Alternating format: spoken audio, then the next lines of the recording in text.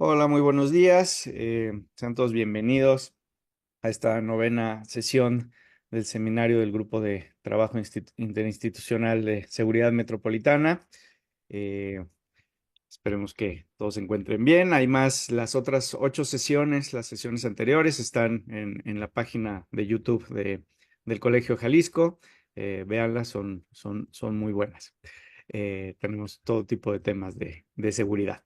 Entonces, bueno, el día de hoy le vamos a dar agradecemos mucho y le vamos a dar la bienvenida al maestro Miguel Ángel Casio Piña, quien será nuestro ponente del día de hoy. Él, pues bueno, leeré su síntesis curricular. Él es especialista en seguridad nacional e internacional, certificado por la Kennedy School of Government de la Universidad de Harvard, una maestría en prospectiva estratégica por la Escuela de Graduados de Administración Pública y Políticas Públicas del EGAP del TEC de Monterrey. Cuenta con una especialidad en inteligencia por también el EGAP y estudios en materia de política económica en las universidades de Deusto, en Bilbao, y la Autónoma de Barcelona, en España. Ha desempeñado cargos de director adjunto del Gabinete de Seguridad Nacional en el Secretariado Ejecutivo del Estado de Nuevo León y ha sido asistente de investigación de la Cátedra Política Económica en la Escuela de Graduados en Administración Pública y Políticas Públicas, también del Tecnológico de Monterrey, y entre otras áreas de planeación estratégica y generación de productos e inteligencia. Durante su gestión en el gobierno del Estado de Nuevo León, se destaca uno de sus mayores logros, la elaboración del Plan Estratégico de Seguridad Pública, y además fue parte del equipo a cargo de la planificación, coordinación y gestión de la Estrategia de Seguridad del Estado, que resultó en la consolidación de la Fuerza Civil como la nueva Policía Estatal, que en su momento fue considerada modelo, y esto fue entre los años 2009 y 2015, una de las épocas más convulsas para el Estado de Nuevo León. Miguel Ángel, muchísimas gracias por haber aceptado nuestra invitación. Y bueno, pues el micrófono es tuyo. Muchas gracias, Fernando. Gracias a ti, gracias a Freddy Mariñez, que fue el contacto, y obviamente al Colegio de Jalisco por esta invitación. Bueno, vamos a entrar de lleno a la presentación. Permíteme compartirla. Eh,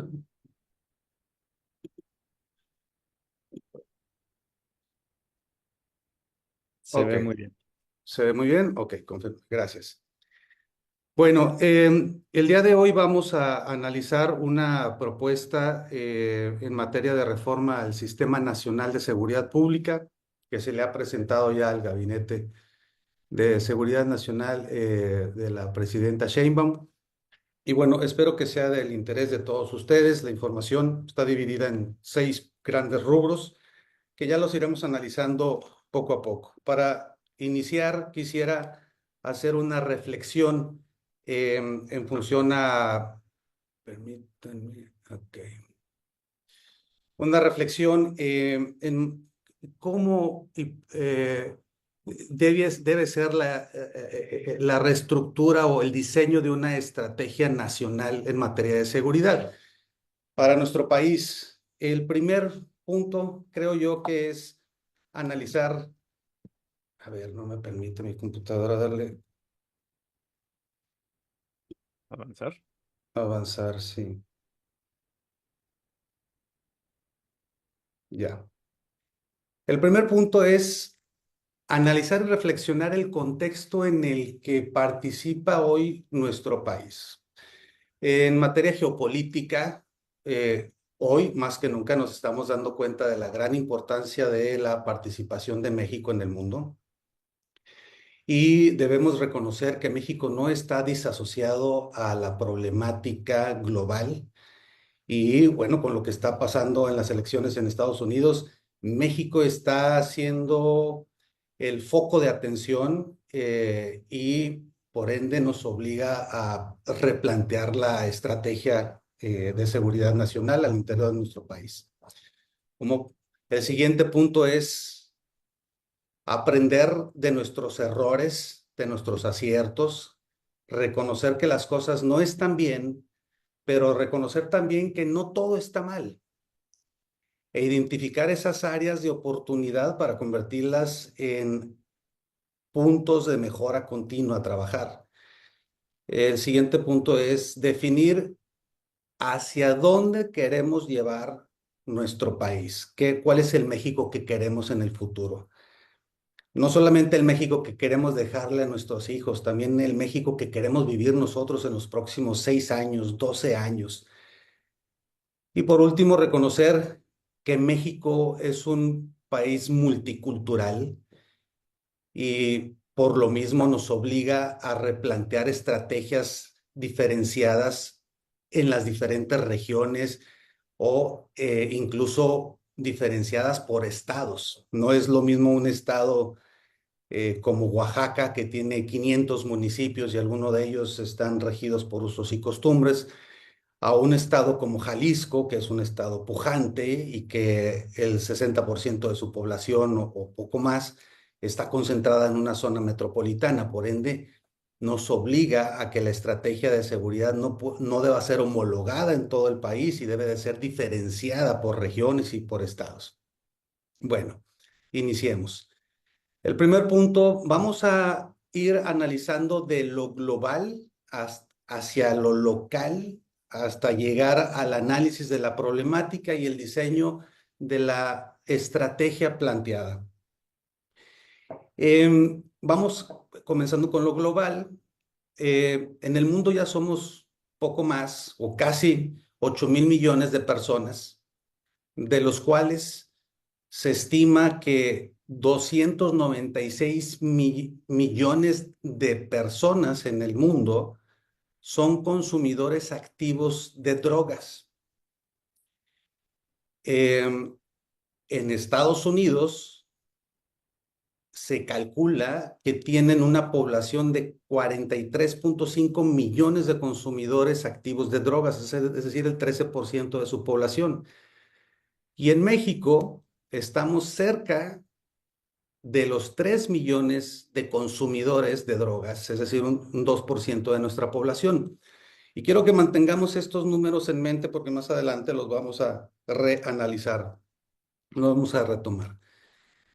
Pero sería interesante saber esas drogas, cuánto es o cómo está distribuido la droga en el mercado, pero por su naturaleza ilegal y clandestina, pues es difícil saber. Sin embargo, podemos tomar como referencia el último reporte de la DEA de mayo de este año, en donde nos da una visión de cuáles son las drogas más comunes y cómo se distribuyen en territorio americano y cuáles han sido las repercusiones. Iniciando por la cocaína, ellos reportan que en los últimos 3 años, 21, 22 y 23, han incautado 1,400,000 toneladas de cocaína. Esta droga ha ocasionado poco más de 75,000 muertes. Las metanfetaminas reportan incautaciones por 230,000 toneladas y esta droga ha causado poco más de 95,000 muertes.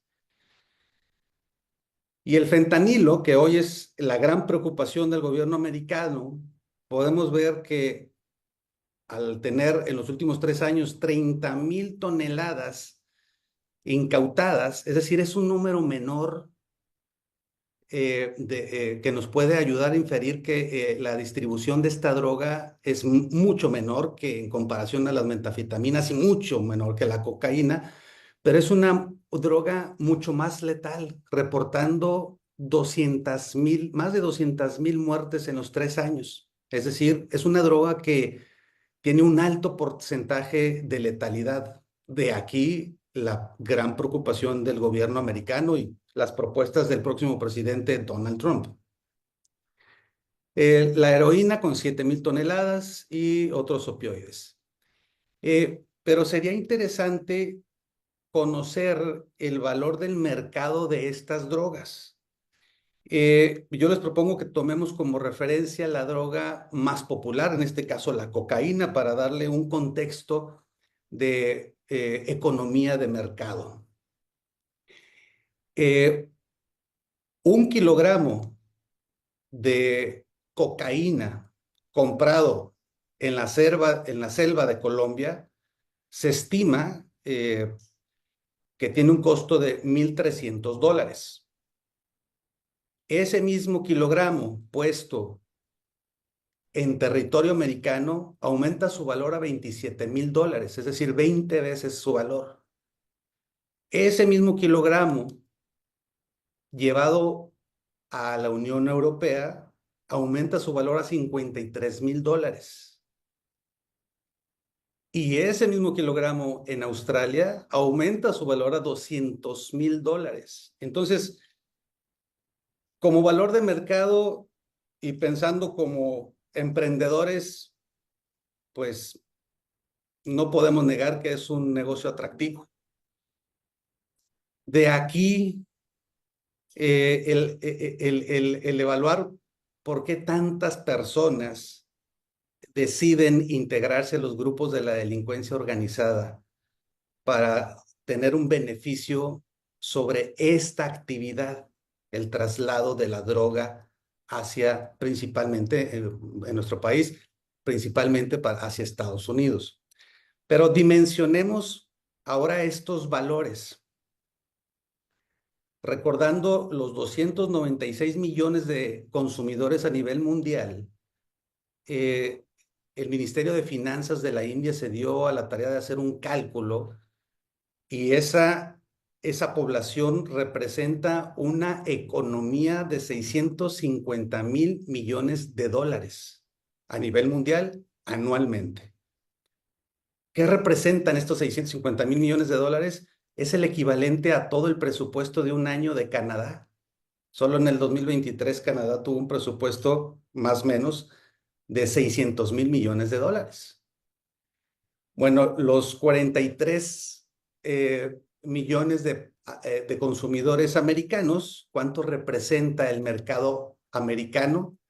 Se estima, esta estimación la realizó Rand Corporation, es una de las asociaciones civiles militares más fuertes en Estados Unidos, y hacen un cálculo que el valor del mercado de drogas en Estados Unidos es poco más o alrededor de 150,000 millones de dólares.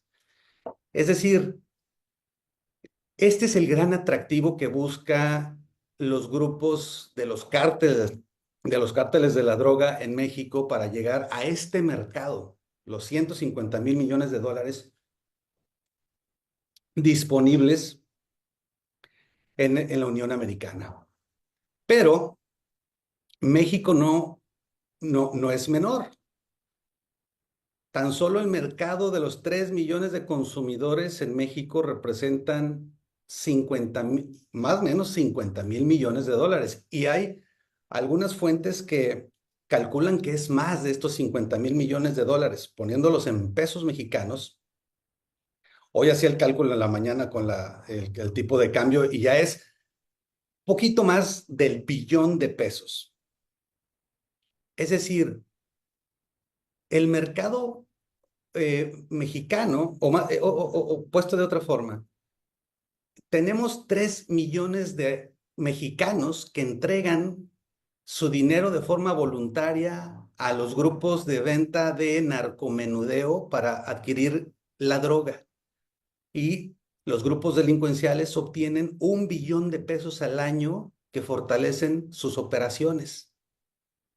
Uno de los grandes retos de la administración es cómo esterilizar este mercado, este negocio. Continuemos.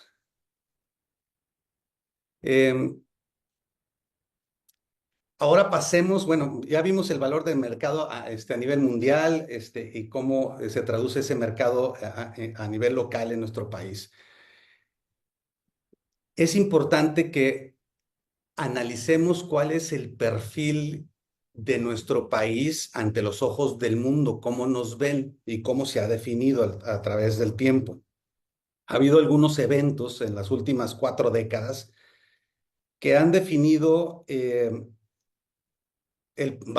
perfil de nuestro país, que se ha caracterizado por ser un país en el cual no se puede confiar, es decir, nos tienen un nivel de desconfianza alto. El primero de los eventos que yo identifico como clave en la historia de nuestro país es en febrero del 85 el asesinato del agente de la DEA, Enrique Camarena, en el cual este primer evento se identifica como la primera tensión seria entre autoridades mexicanas y estadounidenses, puesto que se alegó la colusión de algunos funcionarios mexicanos con los delincuentes responsables de este homicidio. El segundo evento, que precisamente ocurrió en Jalisco en mayo del 93, el asesinato del cardenal Jesús Posadas Ocampo, en donde los grupos delincuenciales se, se muestran por primera vez al mundo sus capacidades, su capacidad para generar terror, su capacidad de fuego, su capacidad para coludir a las autoridades locales y, y en función a este evento comienza una nueva era de conocimiento de los cárteles mexicanos en México y en el mundo. El tercer evento es, aunque es externo y no parte de México, pero repercutió directamente en nuestra nación, es el ataque a las Torres Gemelas el 11 de septiembre del 2001, que en una legítima acción del gobierno americano deciden cerrar las fronteras y robustecer sus mecanismos de seguridad nacional. Y a raíz de estas estrategias, los cárteles mexicanos comienzan a encontrar barreras o dificultades para cruzar la droga hacia el territorio americano, y su respuesta fue comenzar la era del narcomenudeo y consumo de drogas en territorio nacional, así como la disputa de diferentes regiones, lo que ellos llaman plazas en territorio mexicano. El siguiente evento que ha marcado nuestro país y reciente es en octubre del 2019 la captura e inmediata liberación de Ovidio Guzmán en el llamado Culiacanazo, puesto que este evento ante los ojos del mundo se consideró como la rendición del Estado mexicano ante los grupos delincuenciales y la definición de la estrategia de seguridad de esa administración. Y como último punto y más reciente, el secuestro, traslado y captura de El Mayo Zambada en julio, el pasado julio de este año, que en síntesis este evento viene a confirmar lo que se viene construyendo 4 décadas atrás, una relación entre Estados Unidos y México que se ha caracterizado por una persistente desconfianza hacia las autoridades mexicanas, puesto que este evento del Mayo Zambada, pues ya es sabido por todos que fue operado por elementos del FBI en coordinación con los Chapitos, sin dar aviso a las autoridades mexicanas por esa desconfianza. Entonces, esto ha definido el perfil de nuestro país, y uno de los grandes retos también de la nueva administración es darle la vuelta y mostrar que México tiene la disponibilidad para trabajar en conjunto con las autoridades americanas para la atención de los delitos transnacionales. El siguiente punto, analicemos ahora al interior de nuestro país, en nuestro territorio, cuáles son los elementos que nutren el conflicto y la violencia. El primer elemento es la ruta, el valor que tiene el territorio mexicano para el almacenamiento, transformación, distribución y traslado de la droga desde el sur, que es el gran productor, Colombia, Perú y Bolivia, hacia el norte, que es el gran consumidor, sin dejar de acentuar que el territorio mexicano ya se convirtió o se ha convertido en un gran consumidor de drogas, principalmente en jóvenes principalmente entre los 16 y 50 años, 48 años, es más o menos el rango de edades en donde más se consume la droga. Y aquí podemos visualizar un mapa que New York Times publicó en el año 2022 de cómo fluye la droga y cuáles son las rutas desde Centroamérica y Asia, llegando a los principales puertos marítimos nacionales para introducirse en territorio mexicano y llegar hasta la frontera norte con Estados Unidos y de ahí introducirse hacia la distribución a los puntos de mayor consumo en territorio americano. El segundo punto que nutre la violencia y el conflicto en nuestro país es la política de control de armas en Estados Unidos. La Universidad de Harvard en 2022 publica que entre el 70 y 90% de las armas incautadas en eventos de alto impacto en México, entre grupos delincuenciales, pueden rastrearse su compra de forma legal en territorio americano. En la administración anterior, el ex canciller Marcelo Ebrard impulsó una solicitud de reclamo al gobierno americano para que modificara sus políticas de control, de venta y control de armas, pero debemos reconocer que este es un debate hueco, puesto que la compra y portación de armas en Estados Unidos es parte de la cultura americana. Incluso yo puedo decir que es más fácil que un ciudadano americano vaya y compre un arma de forma legal a que compre un café de Starbucks. Y aquí lo pongo con esta comparativa que el Instituto para la Economía y la Paz hace en el 2016, en donde los puntos verdes que vemos en el mapa son las franquicias, puntos de venta de Starbucks. Y ese mismo año podemos ahora ver los puntos de ventas de armas con licencia en territorio americano. Entonces, en conclusión, tratar de que el gobierno americano modifique su política de control de armas es, eh, vamos, no tiene caso de entrar en ese debate.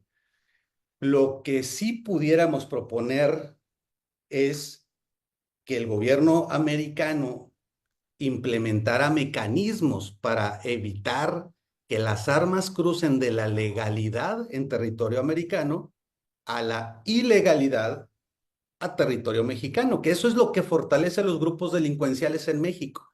Así como ellos nos están pidiendo que nosotros controlemos el cruce de la migración que cruza por territorio mexicano a la ilegalidad en territorio americano.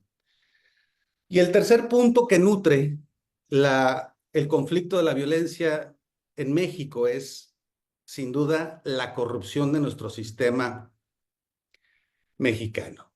En tanto continúen las prácticas de soborno, tráfico de influencias, desvío de recursos, colusión entre gobernadores, alcaldes, diputados, senadores, digo, ya no podemos esconder esta práctica que se configura en un ciclo tóxico de corrupción. Incluso se ha evidenciado que algunos políticos están coludidos con los grupos delincuenciales. Difícilmente las cosas podrán cambiar en México. Y cito aquí a uno de los presidentes más corruptos de la historia moderna de nuestro país, al licenciado Enrique Peña Nieto, que tuvo la desfachatez en uno de los eventos más significativos del año ante los 300 líderes más influyentes del mundo, comentar, cito, la corrupción parte primero de reconocer que es una debilidad del orden cultural. Con este comentario, el presidente reconoció que está enterado de la corrupción en su administración, eh, que es parte de ella, vamos, que la tolera y que es parte de esa corrupción, de ese sistema corrupto. Y no solamente en el sistema de gobierno tradicional, también en el poder judicial existen actos de corrupción, iniciando por las policías municipales y estatales, que son las más vulnerables a ser cooptadas por los grupos delincuenciales por sus bajas capacidades en algunos de los estados y municipios. No digo que todos, hay algunos estados que han hecho esfuerzos loables y hoy tienen corporaciones dignas de reconocer que están haciendo buen trabajo. Pero incluso esto se los digo con conocimiento de causa. Yo voy para 5 años peleando un asunto de índole penal por un accidente que sufrí hace 5 años, en donde casi pierdo la vida por un tráiler que me arrolló en autopista. Y en todo este proceso he encontrado ministerios públicos coludidos con el poder, el poder económico de las empresas, fiscales y jueces, que ante este poder económico se han prestado a tergiversar la información, hacer perdedizos documentos dentro de la carpeta de investigación. Pero como decía al principio, debo reconocer que las cosas no están bien, pero tampoco no todo está mal, porque ante mi derecho de apelación durante todo este proceso he encontrado fiscales, jueces y magistrados que me han dado la razón y me han ayudado a revertir esas acciones corruptas, por llamarlas de alguna forma. Y una de las grandes debilidades de nuestro sistema judicial todavía, hoy en día, es que México se estima que tiene 4.4 jueces y ministros por cada 100,000 habitantes. Lo que pase a partir de junio del 2025 ya lo comenzaremos a ver a partir de esa fecha. Pero hoy en día, México tiene una gran debilidad en comparación con países como los europeos, que tienen 18 jueces y magistrados por cada 100,000 habitantes. Es decir, México tiene una baja capacidad para resolver todos los asuntos judiciales en el país. Una de las grandes metas sería que pudiéramos ampliar nuestras capacidades para darle resolución a los pendientes judiciales. El siguiente punto a analizar es cuánto nos cuesta la inseguridad y violencia a los mexicanos, a todos en general. Si bien México en el índice de paz global 2023 nos califican como un país con altos índices de violencia, no de los más violentos, al interior de nuestro territorio, más del 60% de nuestro territorio tiene altos índices de violencia. Y estos son los números a diciembre de 2023 y creo que en los últimos meses se ha encrudecido y se ha complicado la situación. Y tomemos como referencia, para medir la violencia, el delito de homicidio doloso. Aquí podemos visualizar a través de los años cómo ha evolucionado. A partir del 2006, que inicia, no sé si se ve el cursor, pero aquí a partir del 2006 que inicia la administración del presidente Peña Nieto, perdón, Calderón, y cómo al inicio de su guerra contra el narcotráfico tuvo una alza eh, muy marcada hasta llegar al 2012, en donde tuvo una pequeña baja. A partir de este año, la administración Peña Nieto, que tuvo una sustancial mejoría, y en su último periodo, en sus últimos 3 años, una alza eh, marcada de forma seria. Y a partir del 2018, el periodo de Andrés Manuel López Obrador, el cual podemos identificar como el periodo de mayor violencia en la historia moderna de nuestro país, que a septiembre del 2024 cerró con 214,000 homicidios dolosos. Si recordamos el número de homicidios, perdón, el número de muertes por fentanilo en Estados Unidos es similar, pero la preocupación del gobierno americano es que ellos los tienen en los últimos 3 años y estos son números por los últimos 6 años del total de la administración.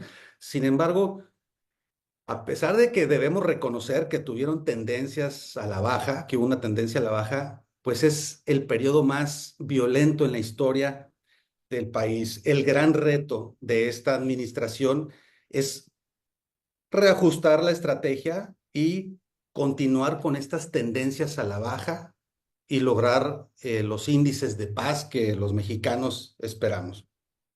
Y creo que lo van logrando. El Gabinete de Seguridad ha mostrado una diferenciación en los mecanismos de operación y creo que se han dado muestras de, de una estrategia distinta, pues las diferentes detenciones en los últimos meses, que han sido detenciones importantes, dan muestra de ello.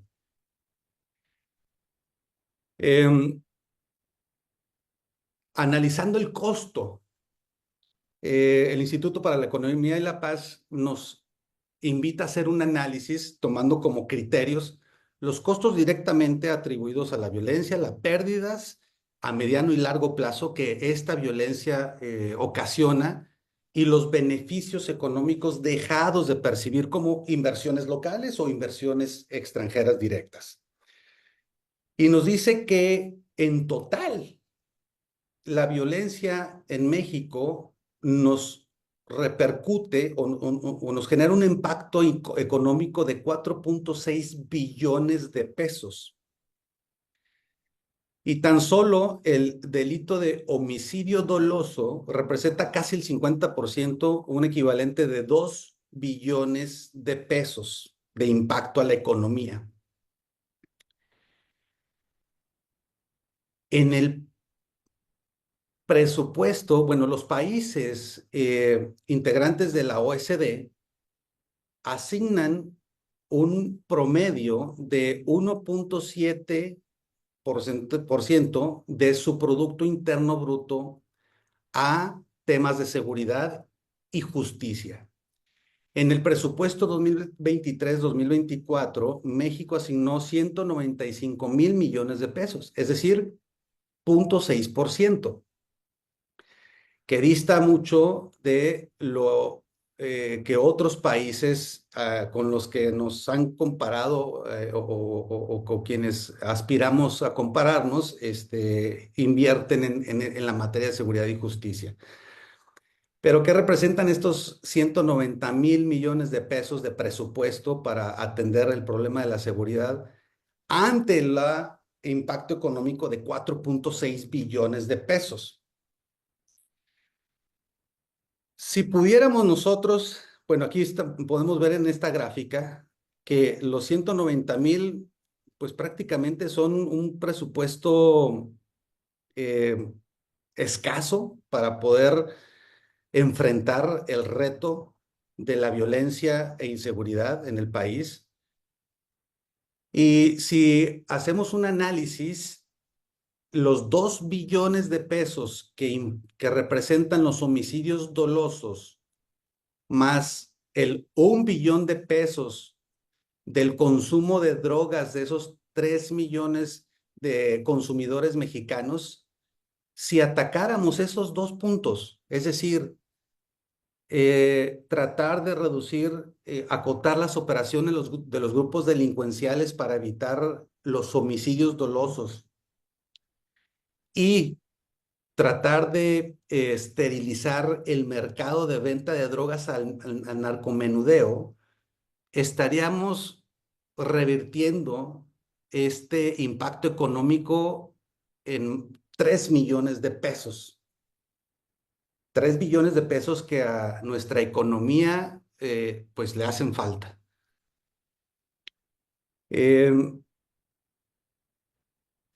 Si nos propusiéramos como gobierno mexicano tratar de asimilar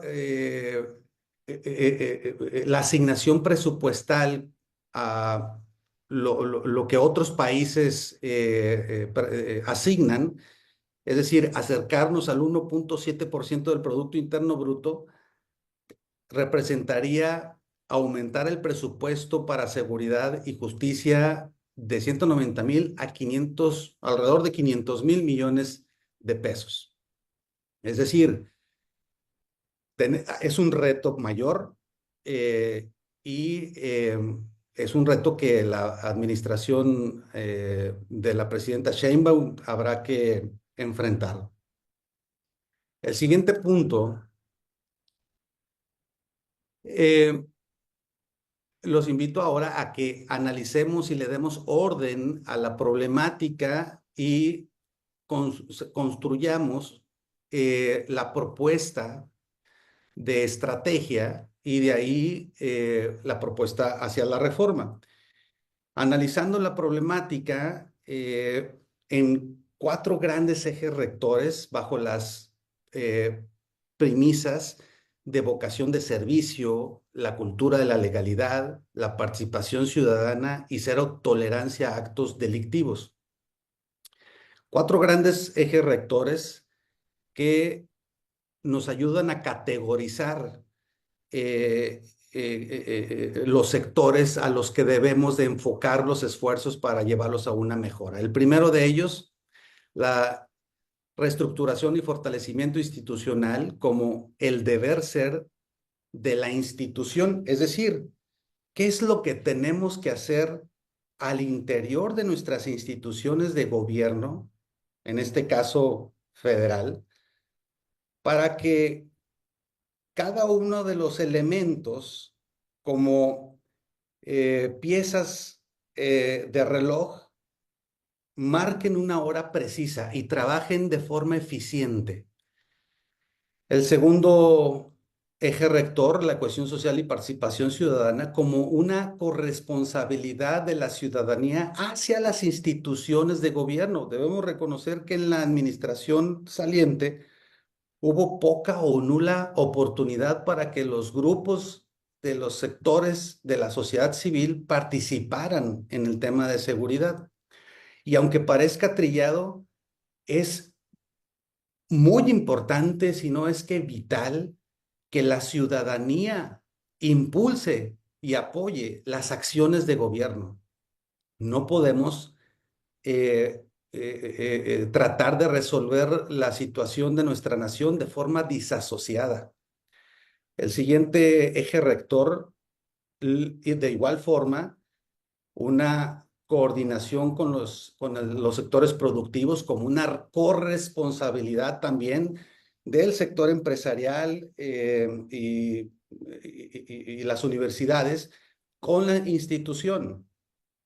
Y en algunas pláticas que he impartido sobre este mismo tema me dicen, pero los empresarios entran dentro de la sociedad civil. Sí, pero no. Les voy a decir por qué. Porque cada una de las empresas u universidades, imaginemos empresas de cientos de miles de empleados y universidades con cientos de estudiantes. Cada uno se convierten en un micromundo y quienes están al frente de estas empresas u universidades son responsables de lo que ocurra al interior de su micromundo y tienen la responsabilidad de informar a la autoridad en caso de identificar actitudes o situaciones distintas al orden para ser atendidas de forma inmediata.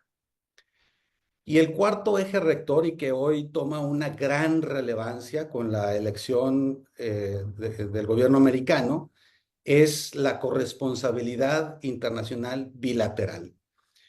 Ya analizamos el perfil de nuestro país y es una marcada, está fundado en una marcada durante 4 décadas, una marcada desconfianza del gobierno americano con las autoridades mexicanas, pues hoy más que nunca es prioritario eh, cambiar esa dinámica y generar los mecanismos de corresponsabilidad, de cooperación, de intercambio de inteligencia, de implementación de operaciones en conjunto para la atención de delitos transnacionales, es decir, delitos que inician en México y nos pegan a México, que son parte de la problemática de seguridad nacional mexicana, pero que también repercuten en territorio mexicano, y no solamente con Estados Unidos, principalmente con ellos, puesto que son nuestro principal socio comercial, pero también con otros socios comerciales o con quienes México tiene importantes relaciones económicas, como España. Hace una semana anunciaron el desmantelamiento de una célula del cártel de Sinaloa en España. Bueno, es importante y hoy más que nunca poner atención en la corresponsabilidad internacional bilateral. Ahora analicemos cada uno de ellos. Debemos reconocer que no todo está mal y que en las administraciones anteriores ha habido esfuerzos y acciones buenas que vale la pena revisar, algunas mantenerlas, algunas ajustarlas y aquellas que no estén, que no sean funcionales, pues eliminarlas. Pero algunas de las que puedo mencionar que son acciones que han tenido resultados positivos, por ejemplo, en materia de institucionalidad, hoy tenemos en México ejercicios eficientes de selección, reclutamiento y capacitación. En la federación y en algunos de los estados tienen ya procesos muy bien definidos y que dan resultados positivos seleccionando a los mejores perfiles para integrarse a las corporaciones policiales. Otra actividad que se debe reconocer es que tenemos un mecanismo de depuración por medio de pruebas de control de confianza. A nivel nacional, tenemos un Centro Nacional de Evaluación que ha sido estudiado y ha sido considerado modelo a nivel internacional. Otra acción importante es que hemos logrado homologar la atención de la emergencia 911 en todo el país. Hasta hace algunos pocos años, en algunos estados y municipios, habría que marcar todavía a un teléfono ordinario para pedir, solicitar apoyo policial, ya sea una comandancia municipal o estatal. Forjar las capacidades de investigación en los elementos policiales. Aquí yo coincido con la visión del secretario de Seguridad y Protección Ciudadana, Omar García Harfuch, puesto que los elementos policiales, efectivamente, que yo también creo que deben de tener la capacidad de investigación y coordinarse con los elementos fiscales investigadores para una eficaz integración de la carpeta de investigación, que es en donde nace todo el proceso judicial. Pero una de las alicientes por las que hoy en día los jueces dejan en libertad a los delincuentes es porque la carpeta de investigación de raíz viene mal integrada y el primer documento es el parte de novedades que levanta el policía estatal o municipal.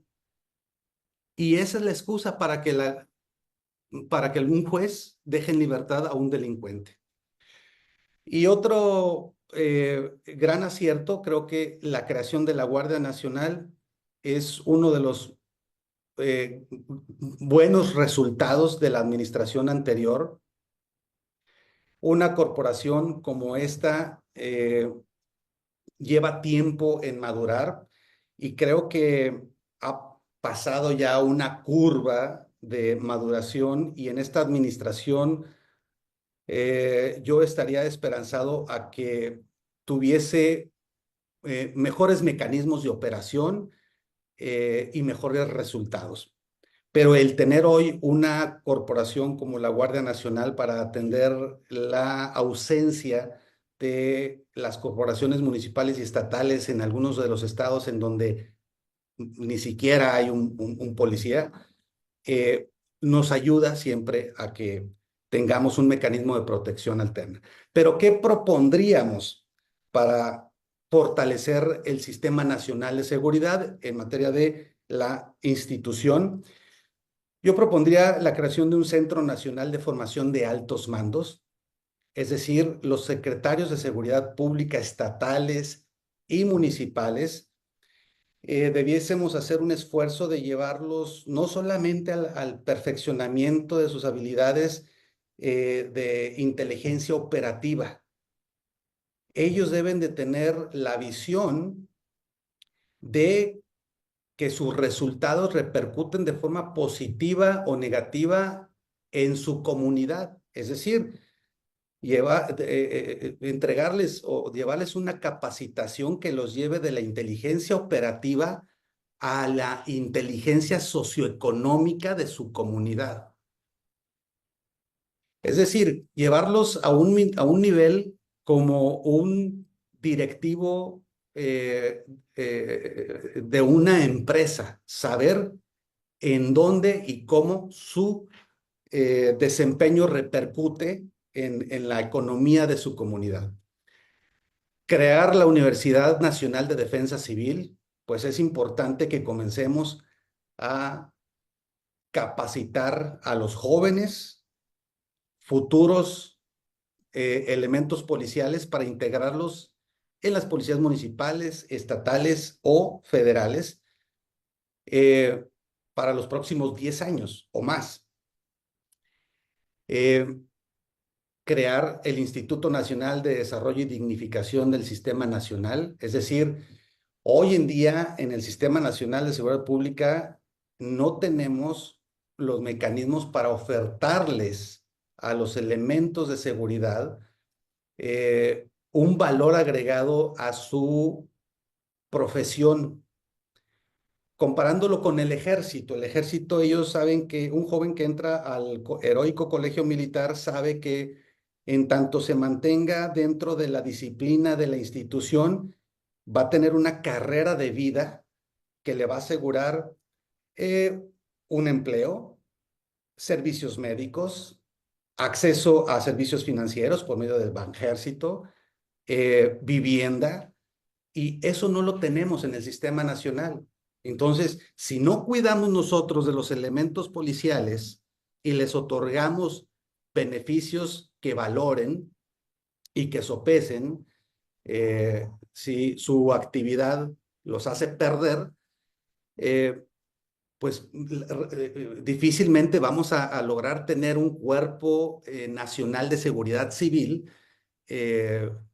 con vocación de servicio y lealtad a la ciudadanía.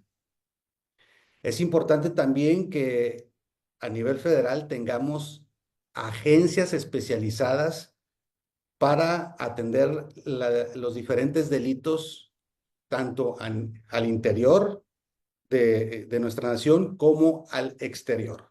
Por ejemplo, delitos transnacionales como el narcotráfico. También la creación de un Centro Nacional de Gestión de Inteligencia y Contrainteligencia, que aquí nuevamente coincido con la propuesta que envió y ya se autorizó el secretario Omar García Harfuch al Senado y le aprobaron la creación de entiendo que se denomina Subsecretaría de Inteligencia, en donde no le quita las atribuciones a las instituciones para generar inteligencia, pero centraliza toda la información de inteligencia para la administración y gestión de esta información para la definición de objetivos estratégicos. Creo que es una medida muy atinada. Y creo yo que la institución debe ir acompañada de un cuerpo civil generador de conocimiento, por lo que propondría la creación de un concilio de asesores externos, es decir, representantes de las principales universidades nacionales y, por qué no, extranjeras para la investigación en N cantidad de tópicos que nos ayudarían a conocer la problemática en nuestro país, la economía del narcotráfico, cómo aprovechar la inteligencia artificial en los mecanismos de seguridad nacional y N otros temas que pudiéramos desarrollar como investigaciones académicas que vendrían a nutrir el quehacer de la institución. El siguiente punto, la cohesión social y participación ciudadana. También ha habido algunas acciones que habría que valorar, mantener, recuperar o fortalecer. Por ejemplo, en algún momento hubo un programa nacional de prevención del delito que en algunos estados tuvo muy buenos resultados y en algunos otros no tuvo eco. Pero, aunque parezca trillado, es importante que este tipo de temas, la prevención del delito, se lleve no solamente a los niños, a todos los ciudadanos de todas las edades. Evitar que lo que en materia criminalística se define como el iter criminis, evitar que el individuo eh, cruce por las diferentes fases de la concepción de la idea de una actitud antisocial y que vaya evolucionando hasta la planificación y ejecución de un delito. Y esa es la parte medular de la prevención del delito. Ha habido esfuerzos loables en algunos estados para la capacitación de los ciudadanos en protocolos de actuación en casos de emergencia. Es decir, es importante capacitar al ciudadano de qué es lo que tiene que hacer en un momento de crisis y el mecanismo para denunciar. Realmente, en muchas partes del país, la ciudadanía no sabe cómo interponer una denuncia y mucho menos cómo darle seguimiento. Pero, ¿qué propondríamos más allá de esto? La creación de un Consejo Nacional de Seguridad Pública de Ciudadano, en donde esté representado por todos y cada uno de los sectores de la sociedad. Desde desde las feministas, los defensores del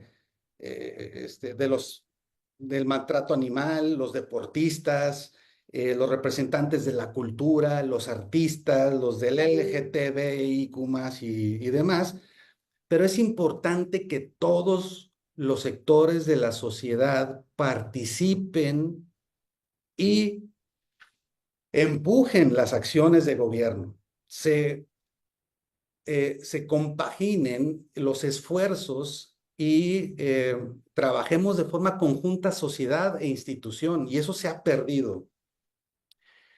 Es importante también crear un programa nacional de cultura de la legalidad. Creo que eso ya, lo que antes eran las clases de civismo, pues hoy están en el olvido y es importante llevar la educación, un programa de cultura de la legalidad. Y un tercer punto, les platico, cuando estuvimos en la última fase de la creación de la Fuerza Civil en Nuevo León.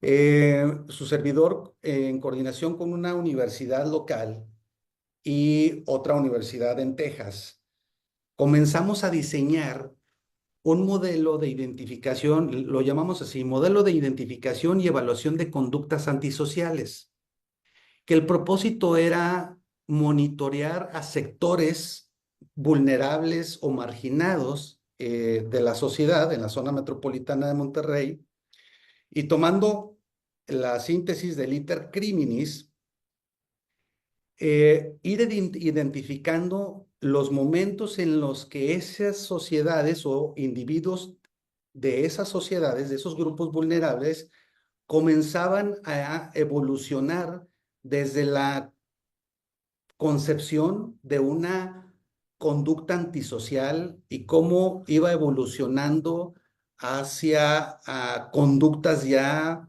de corte delictivo menor, es decir, graffiti, robar las tapas o llantas de un vehículo, y cómo iba evolucionando ese individuo hasta evitar, por supuesto, que llegara al punto de la planificación y ejecución de un delito mayor. Lastimosamente no lo pudimos concretar, se vino el cambio de gobierno y ese esfuerzo se quedó, pues, en carpeta. Pero sería importante que a nivel nacional las universidades más prestigiosas pudiesen diseñar un programa de este corte y poderlo implementar a nivel nacional. El siguiente punto es la coordinación con los sectores productivos, que en este ámbito pues poco se ha hecho, pero creo que es importante la participación de los sectores productivos y de las universidades. Y para esto, la primera propuesta es crear un Consejo Nacional de Seguridad de los sectores productivos y de la educación, en donde este consejo funja como la ventanilla para recibir todas las propuestas del sector empresarial y las universidades, y llevarlas a la mesa de ejecución de estrategias. Por citar ejemplos, y como propuestas también, todas las empresas, o existen una gran cantidad de empresas que otorgan servicios de seguridad privada. Y es bien sabido por todos que es muy fácil que un ex policía que salió por malas prácticas de una corporación municipal o estatal brinque a una empresa de seguridad privada. Y hoy en día no tenemos un padrón de todas las empresas de seguridad privada a nivel nacional, y mucho menos tenemos un registro de quienes integran esas empresas. Si tuviéramos un padrón y registro y certificación de las empresas y de los elementos que las conforman, pudiéramos tener un ejército a favor también de la institución, puesto que todos estos elementos se convertirían en fuentes de información de inteligencia también hacia la parte institucional. De aquí la importancia de que los sectores empresariales participen y generar los mecanismos de gestión y compartimentación de la información desde una empresa hacia las áreas de inteligencia institucional, desde una universidad hacia las áreas de inteligencia institucional. Hoy el único mecanismo que tenemos es la denuncia, pero no hay un mecanismo de comunicación directa. Y como último punto, y hoy toma mucha relevancia, pues la corresponsabilidad internacional bilateral, ya lo dije, hoy ante la llegada de el futuro presidente por segunda ocasión, Donald Trump, México está en el foco de atención de la política americana, y hoy más que nunca es importante crear un Centro Nacional de Coordinación de Inteligencia y Contrainteligencia Bilateral, primordialmente para demostrar la disponibilidad del Estado mexicano para colaborar con el gobierno americano para la atención de los delitos transnacionales que a los dos nos aquejan. Crear una agencia binacional de seguridad fronteriza.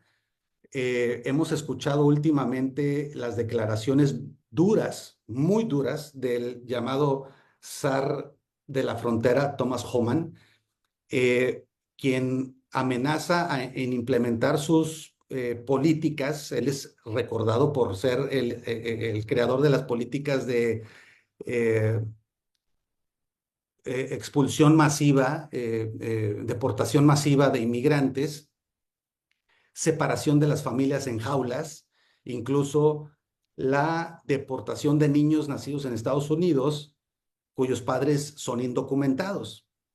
¿Y a dónde los van a deportar? Canadá ya anunció que cierra sus fronteras para las deportaciones.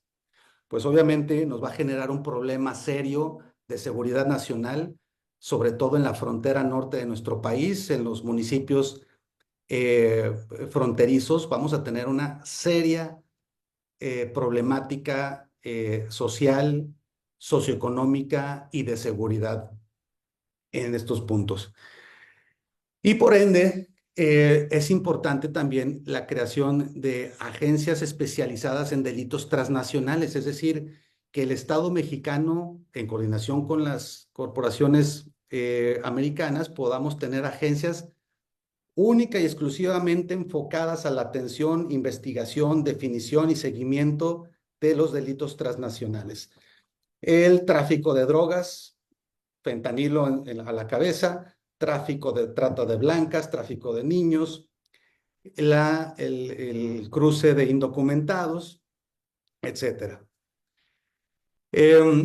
Ahora sería importante analizar estas propuestas, cómo llevarlas a aterrizar a la realidad de la conformación de la institución del Estado mexicano. Porque ponerlas en papel y explicarlas es muy fácil, pero aterrizarlas y llevarlas a la operación es otro gran reto, que ese fue el reto que nos topamos cuando se decidió crear la Fuerza Civil. La planificación, diseño, fue un proceso que llevó años. La construcción y aterrizaje fue otro mundo de retos. Bueno, yo lo denomino como crear un consejo, un Centro Nacional de Coordinación para la Seguridad, Inteligencia y Formación de Altos Mandos, pero pueden llamarlo como quieran, el propio Sistema Nacional de Seguridad o la Subsecretaría Nacional de Seguridad Pública. Bueno, el propósito es no eliminar, pero sí reestructurar las funciones de la Secretaría de Seguridad Pública y Protección Ciudadana y el Secretariado Ejecutivo del Sistema Nacional de Seguridad Pública en diferentes mecanismos. Principalmente en 4 grandes áreas administrativas.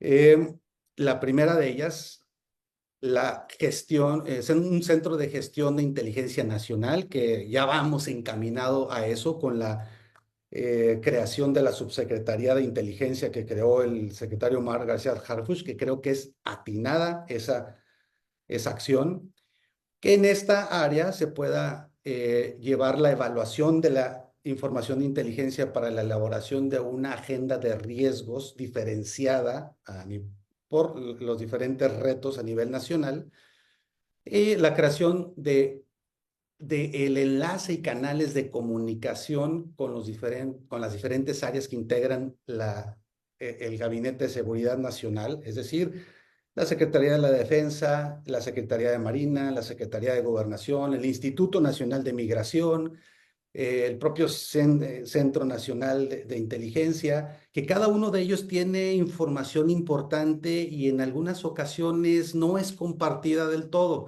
El propósito de la creación de este centro de gestión de inteligencia es que podamos administrar toda esta información y poderla aprovechar de la mejor manera y crear unidades de contrainteligencia institucional. ¿Qué quiere decir esto?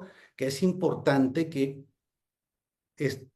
uno de los grandes, una de las muchas actividades de la contrainteligencia que me viene ahorita a la mente es monitorear a los titulares de las dependencias de seguridad, ya sean secretarías de seguridad pública estatales o municipales, e identificar en qué momento se comienzan a ver vulnerados por la amenaza de los grupos delincuenciales y ayudarlos o prevenir esa vulnerabilidad y hacer cambios. El siguiente área administrativa es un centro de análisis y planeación estratégica nacional, que esto tiene que ver mucho con la función del secretariado ejecutivo actualmente. ¿Qué es lo que pasa? El secretariado ejecutivo el día de hoy distribuye los recursos en función a las fórmulas que ya todos conocemos, y los estados diseñan en libertad sus proyectos en función a sus necesidades, supuestas necesidades, pero en ocasiones vemos que sus proyectos no coinciden con la necesidad y la problemática que tiene ese estado. Y terminan utilizando el recurso para otras áreas distintas a el uso de la prevención o fortalecimiento de la seguridad. Tal es el caso de los municipios y que por eso se les retiró el subsemún, porque se les entregaba el recurso y lo utilizaban para comprar luminarias, justificando que eran para la prevención del delito.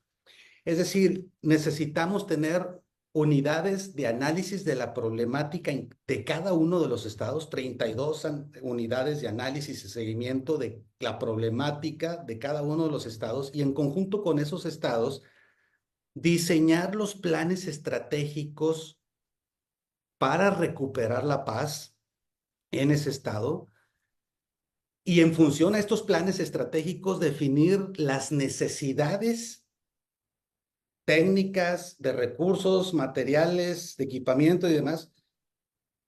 Y en función a eso, definir los presupuestos y que tenga, obviamente, esta área una unidad de administración y fiscalización de los recursos. Es decir, tener un acompañamiento al Estado desde el análisis de la problemática, definición de su estrategia, esta estrategia, cuánto nos va a costar, qué necesitamos y cómo vamos a implementar los recursos y fiscalizarlos. El siguiente punto es una área que ya mencioné, pero es el Centro Nacional de Desarrollo Policial y Formación de Altos Mandos. Como lo dije, es llevar a los mandos estatales y municipales de la inteligencia operativa a la inteligencia socioeconómica, subirlos de nivel en sus capacidades intelectuales y de análisis de lo que acontece en su estado, que ellos comprendan cómo repercuten sus resultados operativos de forma positiva o negativa en la economía de su estado. Tener una gran unidad de evaluación y reclutamiento. Aquí sería fortalecer el Centro Nacional de Evaluación y Control de Confianza, ampliar sus capacidades, crear el Centro Nacional de Formación de Altos Mandos con este objetivo que ya mencioné, crear la Universidad Nacional de Seguridad y Defensa Civil, que así como el heroico Colegio Militar, tengamos una institución nacional en donde todos esos jóvenes que pretenden, hoy sueñan y tienen como objetivo incursionar en la delincuencia organizada por las faltas de oportunidades, tengan la opción de capacitarse para ser los próximos policías municipales, estatales y federales.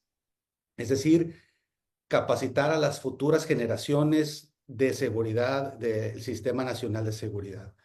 Y una área clave y muy importante, crear un instituto de dignificación y desarrollo policial que básicamente tenga las capacidades de otorgar servicios financieros, servicios de salud, acceso de vivienda, acceso a la educación, a estos elementos integrantes del Sistema Nacional de Seguridad,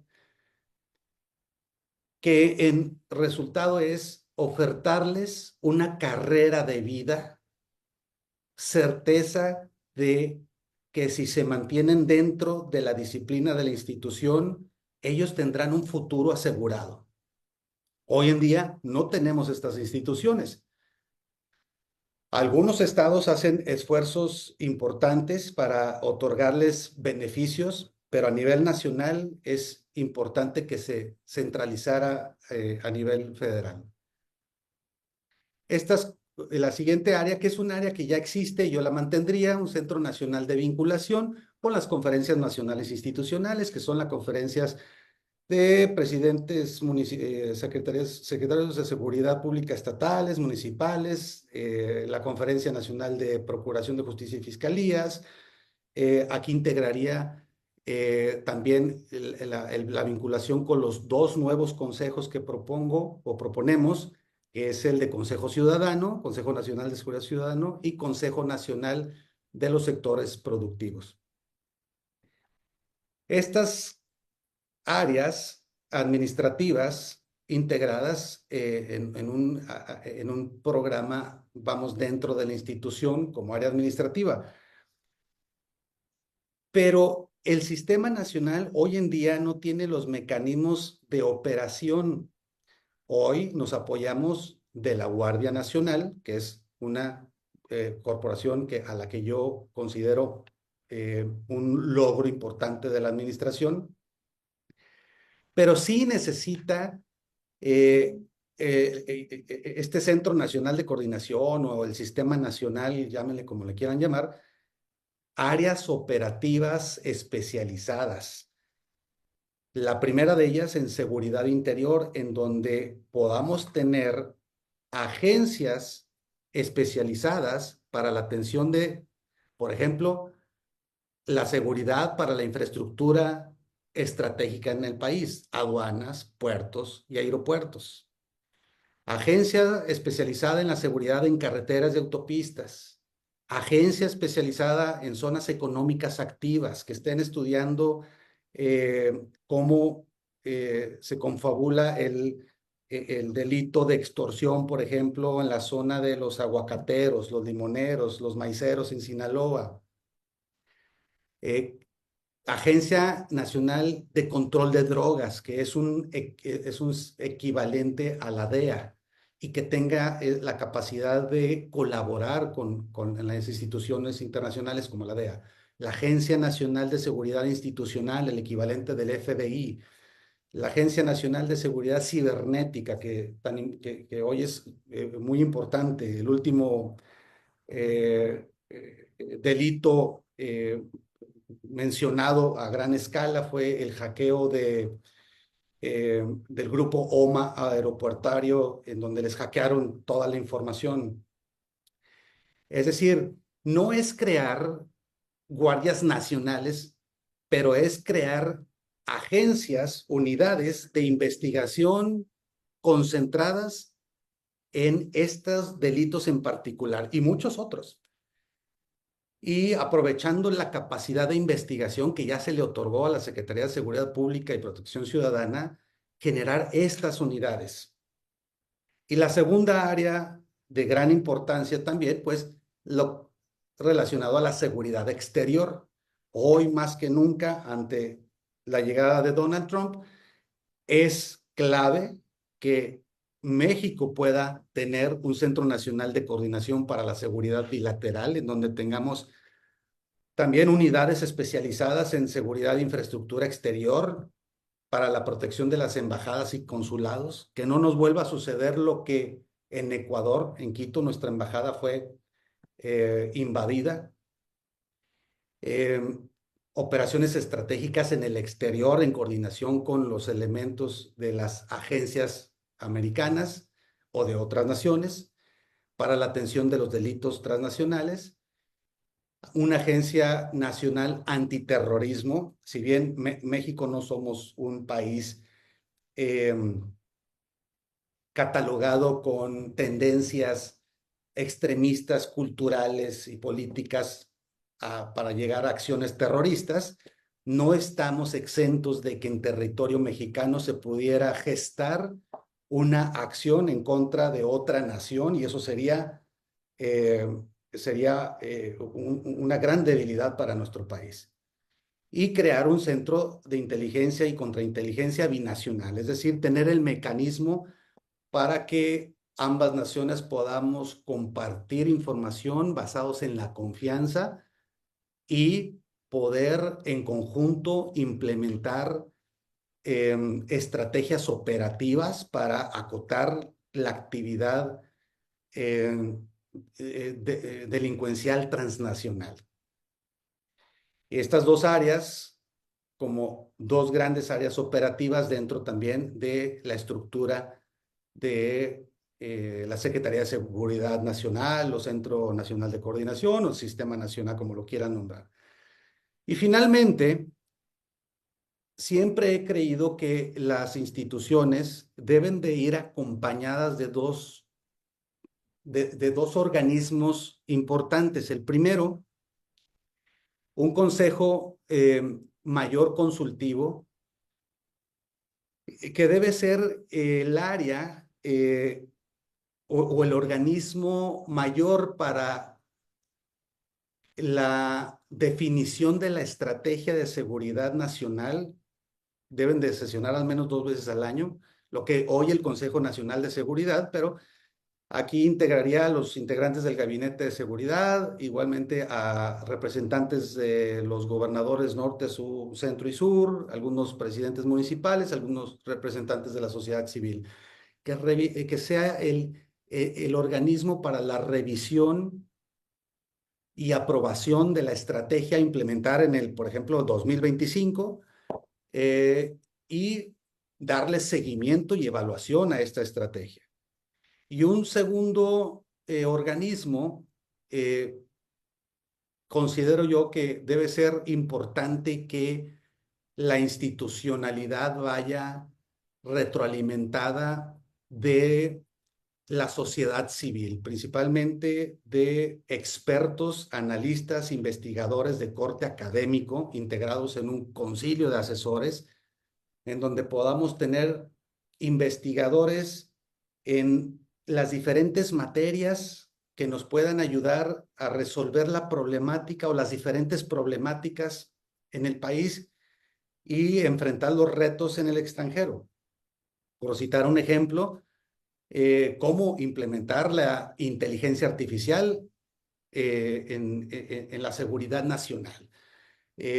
Sabemos cómo los grupos de la delincuencia organizada obtienen sus recursos para operar, pero hacia dónde se van esas ganancias, en qué se invierten y cómo esterilizar ese mercado, cómo hacer un análisis del consumo de droga de esos 3 millones de mexicanos que entregan hoy de forma voluntaria 1 billón de pesos a los grupos delincuenciales, investigar y diseñar mecanismos para acotar y llevar a los ciudadanos a evitar el consumo de las drogas. Y estos y 1 millón de temas por investigar que pudiesen nutrir la operatividad de todo este andamiaje institucional.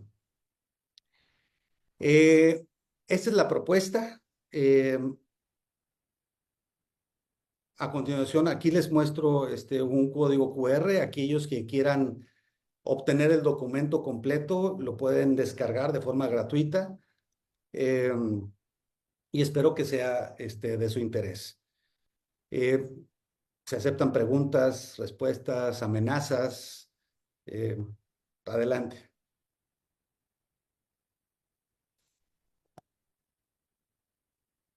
Muchísimas gracias, Miguel Ángel. Espero que no haya ningún tipo de amenaza, de ningún tipo. Muchísimas gracias, yo creo que fue una exposición. Uf, tocaste prácticamente todos los temas y la propuesta es Yo creo que cubres todos los espacios que han estado en debate en los últimos años y creo que si se llevara a cabo sería un gran avance para el sistema mexicano de seguridad. Entonces, bueno, vamos a ver, no sé si hay algún comentario, preguntas. Nadie levantó toda la mano. ¿Podrías dejar de compartir la pantalla, por favor, Miguel Un Ángel? segundo, dejar de compartir ya. Carlos Figueroa. Y pondremos el vínculo, si te parece, debajo del video, ya que cuando se suba a las redes, para que ahí esté también el acceso al documento, ¿no? Claro que Entonces, sí. lo tendrán aquí abajo. Podemos hacer el anuncio de una vez. Eh, bueno, Carlos Figueroa, él es investigador de la Universidad de Guadalajara. Bueno, buenos días y muchísimas gracias por la plática que acabamos de tener. Mi primera pregunta o mi primer comentario sería, o sí está muy chido lo de los homicidios que ha bajado y demás, pero cuando uno ve los datos y casualmente lo suma con los desaparecidos, casualmente tienen una tendencia ascendente y en algún momento se va desacoplando, bajan los homicidios, suben los desaparecidos, casualmente en la misma proporción, así que eso no me lo creería mucho, ¿no? O sea, las tendencias, digo, estadísticas como que son casuales, ¿no? Y más cuando se desacoplan casualmente, ¿no? Eso es como el primer punto. Y lo segundo, lo de la inteligencia, el camino al infierno está lleno de buenas intenciones, ¿no? Yo aquí, por ejemplo, vemos el caso de que sí, la inteligencia, las actuaciones, los decomisos, vemos lo que pasó en el DF con el encargado de inteligencia. O sea, ¿de qué te sirve, no? O sea, detienes un chorro, bla, bla, y en cualquier momento cuello, ¿no? Y vas viendo cómo toda esa parte de inteligencia, la inteligencia no es tan inteligente como parece, ¿no? O sea, la parte de la inteligencia está chida cuando no hay corrupción, digámoslo así, ¿no? Casualmente, ¿cómo se sabe quién es el encargado de inteligencia y en dónde lo agarran y demás? Y casualmente sus propios encargados de inteligencia no se encontraron que él era como un objetivo, ¿no? Casualmente. Entonces, en el caso de México, primero, los datos están, como dicen, maiciados, desaparecidos y homicidios se mueven en sentidos contrarios casualmente la misma tendencia. Y segundo, lo de la inteligencia es poco inteligente, ¿no? Extrañamente, ¿no? Y ese caso, pues digo, yo lo conozco personalmente y pues dices, órale, ¿no? O sea, mucha inteligencia, pero poca inteligencia para proteger a los activos, cuando en teoría te cuesta mucho generar esos activos, ¿no? Generar activos que en teoría vayan funcionando, bla, bla, y cuando funcionan, cuello. Entonces, como que esos serían mis dos comentarios por ahí, ¿no? Sí, recuérdame tu nombre. Carlos. Carlos, sí. Carlos, tienes toda la razón y coincido contigo, pero para efectos de un análisis yo tengo que basarme en datos públicos que efectivamente se supone que son fidedignos, pero yo coincido contigo. Yo no creo que sean los números finales reales, pero no podemos negar que a pesar de la variación que pudieran tener o la manipulación de o en el caso de los números de homicidios, pues sigue siendo el periodo más violento en la historia de nuestro país y con eso nos quedamos en mente. Y eso es el reto que tenemos que superar como instituciones. Y en el tema de inteligencia, dos puntos. Em,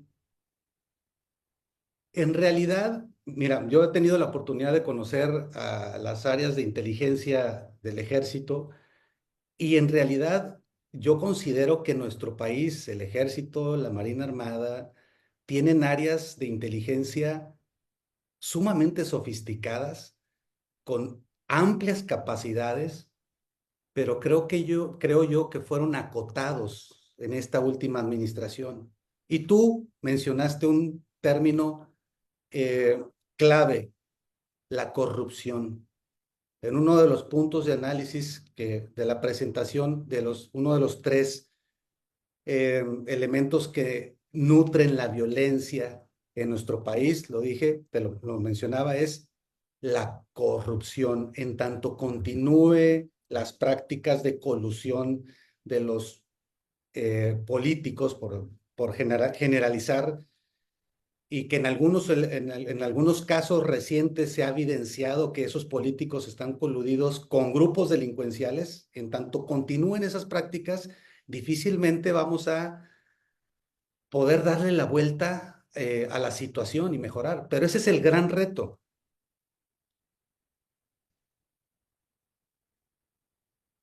No sé si contesté tu pregunta. Ah, muchas gracias, Miguel. José Andrés Humano, que es investigador del Colegio de la Frontera Norte. Gracias, Miguel, por la plática de hoy. Muy interesante. Yo tendría varias preguntas y comentarios. Eh, Mucho de tu presentación, y me parece que esto es algo que está pasando a nivel nacional con la llegada de Omar García Harfuch a la Secretaría de Seguridad Pública. Creo que me parece que el tema de las políticas públicas en materia de seguridad regresa un poco, ¿no? Después de haberse desviado, regresa un poco a lo que en su momento decía García Luna que quería hacer, ¿no? Esa visión que él tenía de que quería crear una policía guiada por inteligencia, no, que no necesariamente es lo que hizo, ¿no? Yo no creo que es lo que hizo, pero lo que él decía que quería hacer, ese modelo, es un poco como que hoy regresa esa visión de cómo debería ser el modelo de policía y un poco fundamentado en el Sistema Nacional de Seguridad Pública, ¿no? Con las conferencias y demás. Eh, Ahora, tú estuviste en un secretariado ejecutivo, ¿no? A nivel estatal. Eh, Hoy me parece que las funciones de los secretariados ejecutivos han venido perdiendo mucha fuerza. Tenemos ya muchos años con este Sistema Nacional de Seguridad Pública. En el corazón del sistema está un secretariado ejecutivo que se supone que coordina, que se supone que recopila la información, que distribuye el proceso. Se supone que de alguna manera es quien trata de coordinar los esfuerzos. Pero esto como que hoy pues más bien parece ser un ejercicio ad hoc en cada estado, con diferentes mecanismos de coordinación que se van creando a partir de la realidad de cada estado. Entonces, a partir de tu visión, que en su momento estuviste en un secretariado, pues ¿qué papel le toca jugar hoy a un secretariado ejecutivo en un contexto como el actual, ¿no? Esa sería la primera pregunta. Y la segunda pregunta es si todo esto de crear este tipo de oficinas y este tipo de estructuras y estrategias parece interesante. Eh, Como ya mencioné, me parece que es un poco regresar a esta visión de lo que era el Sistema Nacional de Seguridad Pública de aquella época, de lo que se dijo que se quería hacer respecto a policía basada en inteligencia. Pero me queda la duda de qué tan eficaz es en un país donde, pues, la frontera entre el Estado y el crimen organizado no es clara. Es decir, me creo que funcionaría muy bien si estuviéramos bajo una realidad de policías versus ladrones, ¿no? En ese tipo de narrativa me parece que el escenario funcionaría bien. Pero cuando en realidad el Estado y la criminalidad parecen estar más en relaciones de complicidad, relaciones simbióticas, pues cómo esto nos puede ayudar precisamente a resolver pues este problema elemental para ponerlos en términos un poco más cuatroteros, de la separación del poder criminal del poder del Estado, ¿no?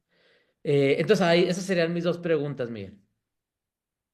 Sí, gracias, Carlos. Mira, efectivamente las funciones de un secretario ejecutivo estatal se han acotado a la integración del proyecto de necesidades del Estado, llevarla a la oficina en México y hacer las gestiones para que aprueben lo que su gobernador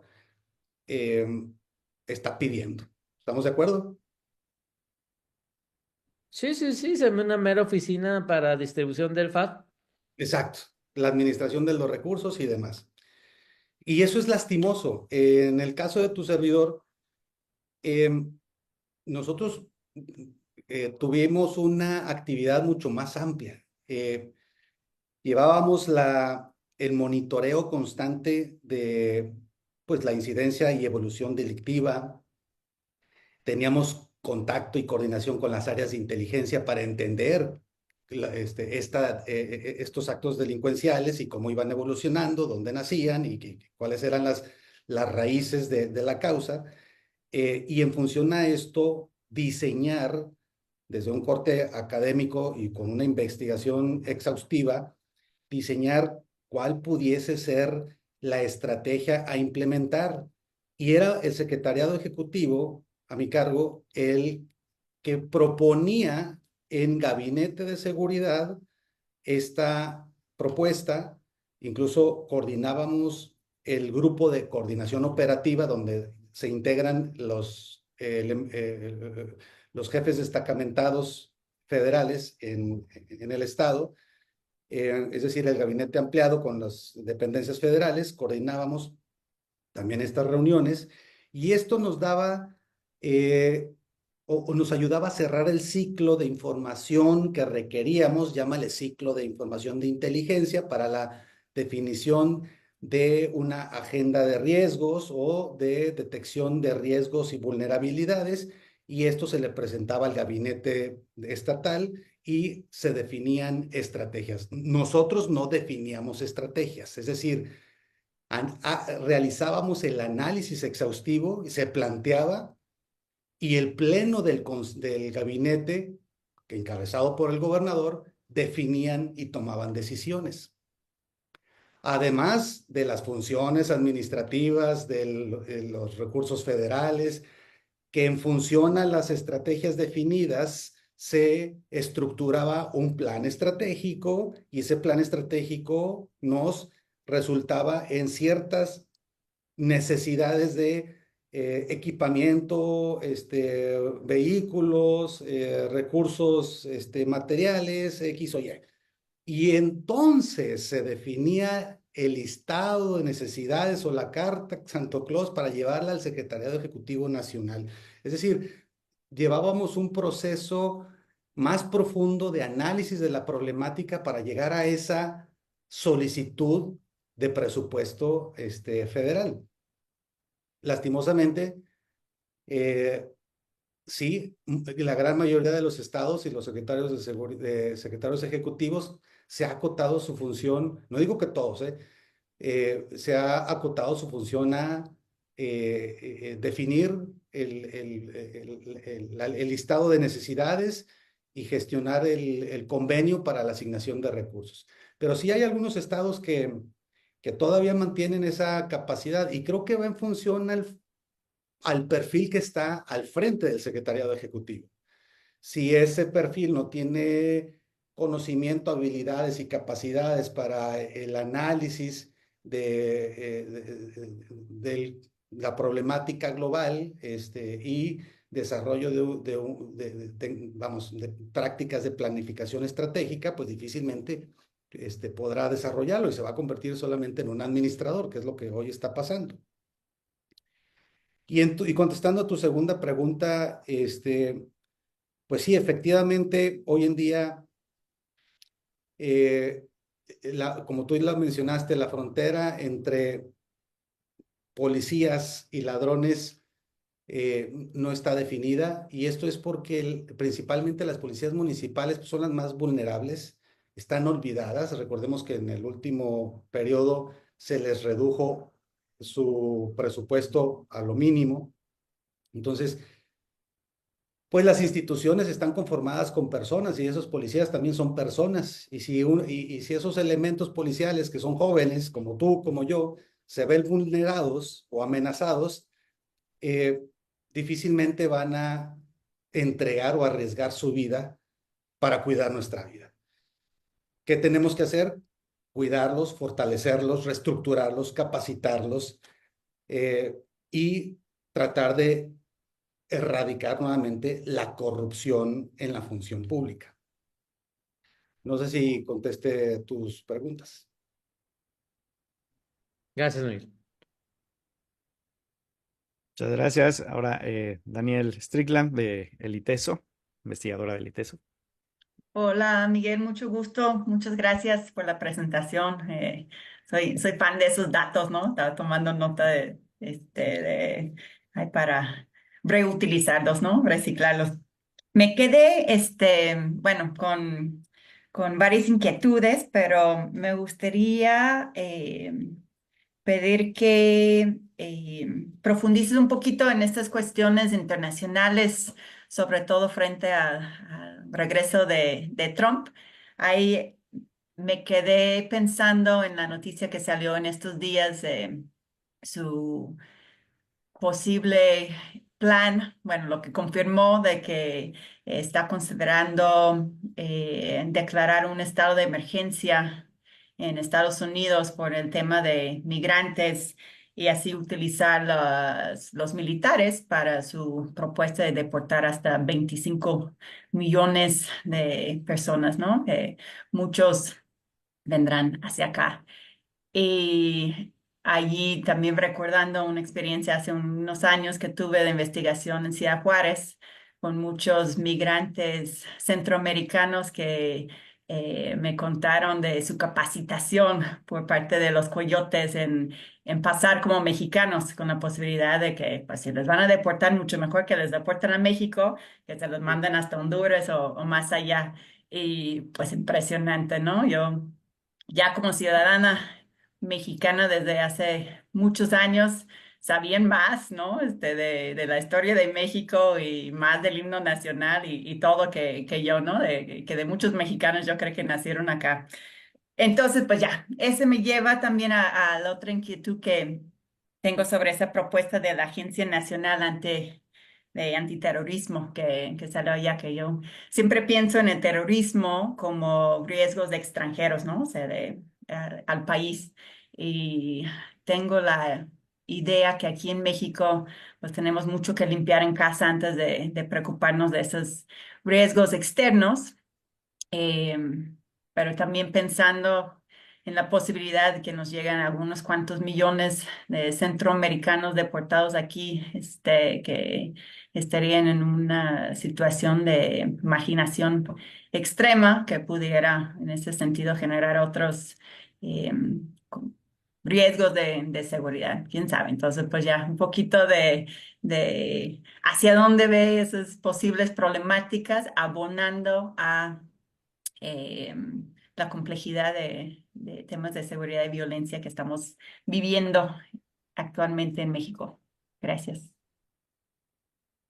Gracias, Daniel. Interesantes tus preguntas. Mira, en el tema Trump y la próxima administración, yo creo que no es una posibilidad. Yo creo que está confirmado que van a llevar adelante sus propuestas de campaña de deportación masiva. Entonces, sí estamos ante un escenario crítico. Vamos a enfrentar años duros. Yo calculo que van a ser 2 años difíciles. ¿Por qué 2 años? Porque Donald Trump aprovechará nuestras debilidades para para las negociaciones en los temas que quiere impulsar en su agenda. Y esos 2 años se cumplen al término del 2026 con la renegociación del TEMEC. Entonces, hoy a Donald Trump, esta es mi opinión personal, yo creo que no le importa un comino lo que pase dentro de México. A lo que le importa a Donald Trump es que no crucen migrantes y que no cruce fentanilo.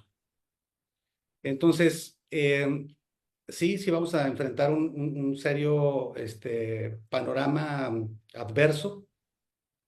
Y bueno, y contestando tu segunda pregunta en relación a la Agencia Antiterrorismo, pues mira, yo también considero que no somos un país de corte extremista cultural, porque el terrorismo se califica por acciones en función a ideologías culturales y políticas. No hemos llegado a esos extremos, pero no estamos exentos a que en territorio mexicano se geste un atentado ante otra nación.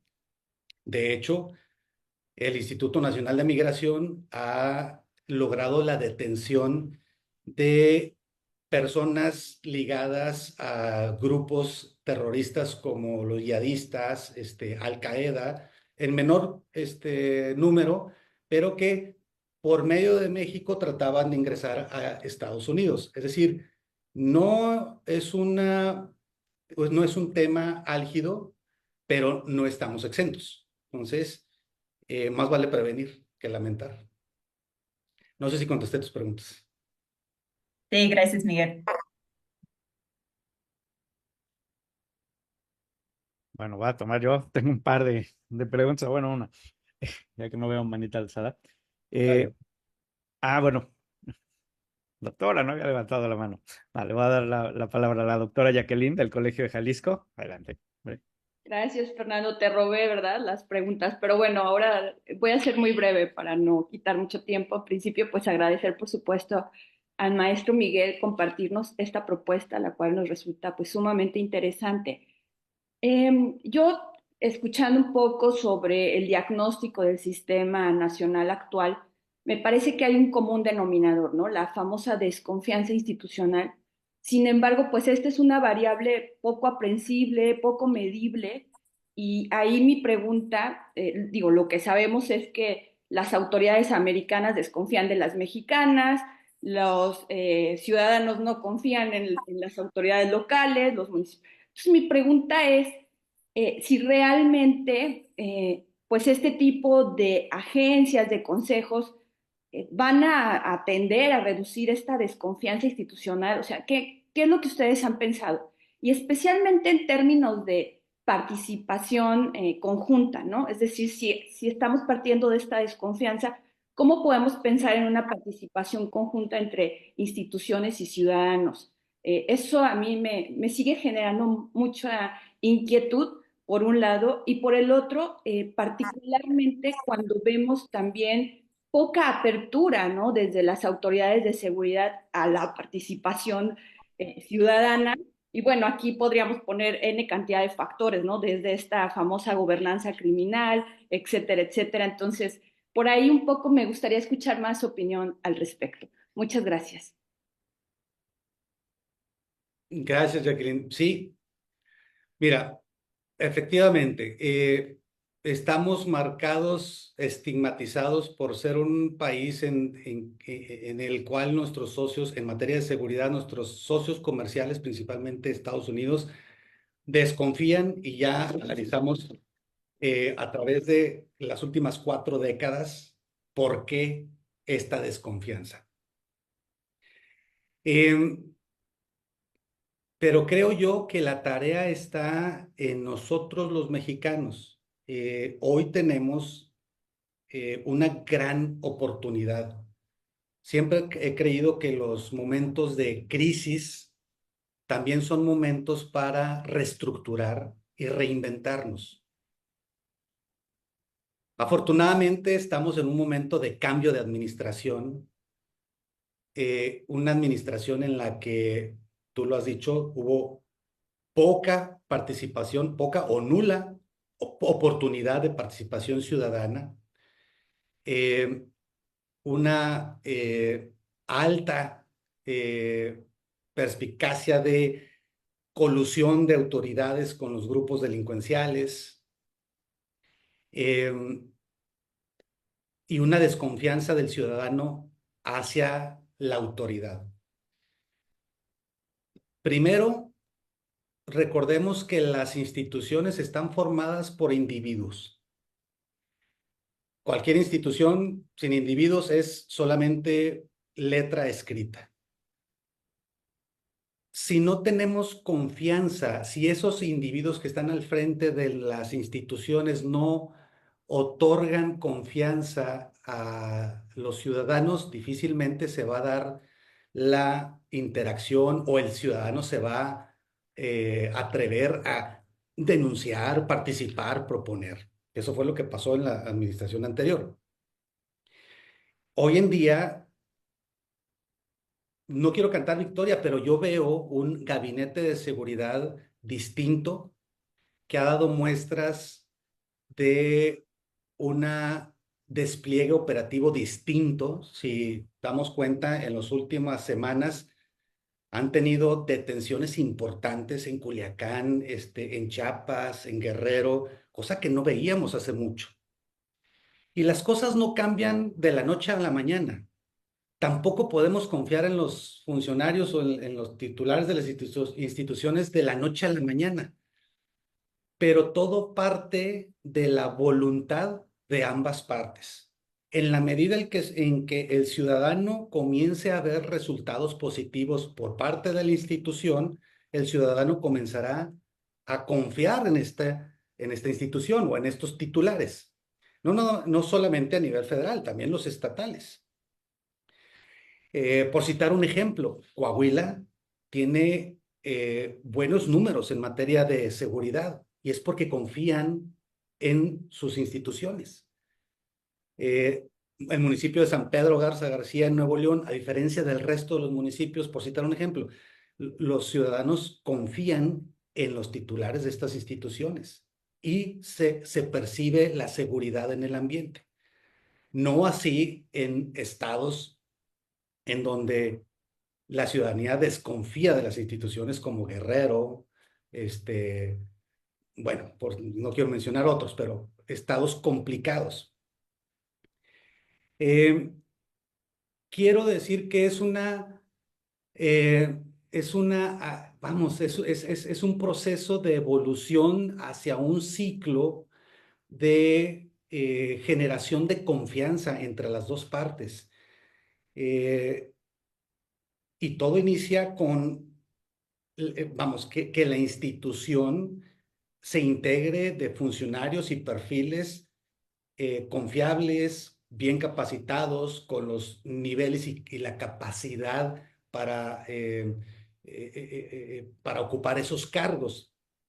Hemos visto en algunos estados y municipios funcionarios que sin conocimiento alguno ocupan un cargo de seguridad o de un alta tema de administración, y eso es lo que lleva a la desconfianza. Y en la medida en que podamos lograr tener estructuras institucionales integradas por perfiles profesionales a la altura y con los conocimientos, se traducirá en la confianza, bueno, y que tengan resultados positivos, por supuesto, como las detenciones que han tenido últimamente a nivel federal. Esto irá permeando en la confianza del ciudadano. Haciendo un recuento, cuando integramos en la estrategia de seguridad en Nuevo León del 2009 al 2015, el entonces gobernador se dio a la tarea de reestructurar el gabinete completo. Un servidor y otros 2 funcionarios o 3 funcionarios fuimos de los pocos que permanecimos toda la administración. Pero por ejemplo, tuvimos 4 secretarios de seguridad pública y la intención era buscar el perfil idóneo para cumplir la tarea y el reto que enfrentábamos en ese momento, que era una situación crítica en el estado. Y conforme fue avanzando la estrategia y se mostraban los resultados positivos, y a pesar de que se anunciaba la disminución de la incidencia delictiva, quiero compartirles una experiencia. Nos dimos cuenta que la percepción de seguridad en el común de un sector de la población tarda aproximadamente 1 año o hasta 2 años, porque en su conjunto la sociedad mantiene ese trauma que se vivió en los momentos críticos de la inseguridad. Yo mismo en una ocasión fui testigo a las 8 de la mañana en el tráfico, ver cómo unos tipos dejaban caer colgado un cuerpo de un puente peatonal. Yo decía, ¿qué está pasando? Y eso para un ciudadano que no está inmerso en los temas de seguridad es un trauma que tarda en superar. Entonces, los resultados institucionales que pueda tener positivos ante la percepción de seguridad del común de la población tarda, no es inmediato. Y efectivamente es, ya lo mencioné, es fundamental y aunque suene trillado, es fundamental la participación ciudadana de todos los sectores de la sociedad. ¿Por qué? Porque cada uno de los sectores en su mundo eh, conocen, se enteran y saben de información que puede ser susceptible de información que pueda convertirse en información de inteligencia. Y si esos sectores no participan, no se les da la oportunidad y no tenemos mecanismos de comunicación con ellos, estamos dejando de aprovechar esas capacidades de generación de información que son útiles. No sé si hasta aquí contesté tus preguntas. Sí, muchas gracias. Bueno, ya estamos en tiempo. Ya se me olvidó la pregunta que tenía. Ya después te la haré, Miguel. Son muchos temas muy interesantes. Muchísimas gracias, Miguel. Creo que esta propuesta hay que analizarla, hay que verla. Ya dejaremos el vínculo aquí abajo para quien tenga la oportunidad de revisarla ya en papel y con calma. Pero me dejas con un optimismo dentro de cierto sentido y con esta intención de, pues sí, hay que volver a hacer cosas, hay que volver a plantear algunas cuestiones que se perdieron durante 6 años.